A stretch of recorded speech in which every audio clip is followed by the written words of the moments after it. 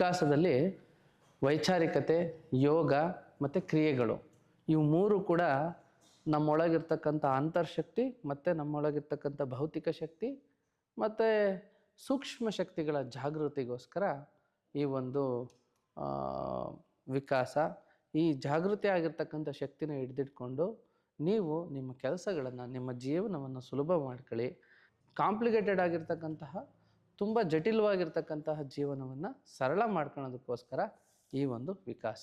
ನಾನು ಪೂರ್ವಾಗ್ರಹ ಪೀಡಿತನಾಗಿ ಬಂದಿದ್ದೆ. ಯೋಗದಲ್ಲಿ ಆಸನಗಳೇ ಮುಖ್ಯ ಯೋಗ ಅಂತ ನಾನು ಅನ್ಕೊಂಡಿದ್ದೆ. ಯೋಗ ಅಂದ್ರೆ ಕೇವಲ ಆಸನಗಳು ಮಾತ್ರ ಅಲ್ಲ, ಅದರಿಂದ ಆಚೆಗೆ ತುಂಬಾನೇ ಇದೆ ಅನ್ನೋದು ನನಗೆ ಎಕ್ಸ್ಪೀರಿಯನ್ಸ್ ಆಯ್ತು. ಪ್ರತಿದಿನ ತರಬೇತಿ ಪಡ್ಕೊಳ್ತಾ ಹೋದಾಗೆ ಕುತೂಹಲ ಜಾಸ್ತಿ ಆಗ್ತದೆ. ನಂತರ ಅದನ್ನ ನಾವು ಅದ್ರಲ್ಲಿ ಒಳಗಡೆ ಇನ್ವಾಲ್ವ್ ಆಗ್ತಾ ನಿಜವಾಗ್ಲೂ ಎಲ್ಲಿದ್ದೀವಿ ನಾವು ಅನ್ನೋದು ಮರ್ತೇ ಹೋಗ್ಬಿಡ್ತು. ನನಗೆ ಎಷ್ಟು ಖುಷಿ ಆಗ್ತಾ ಇತ್ತು ಅಂದ್ರೆ ಬೆಳಗ್ಗೆ ಕೂಡ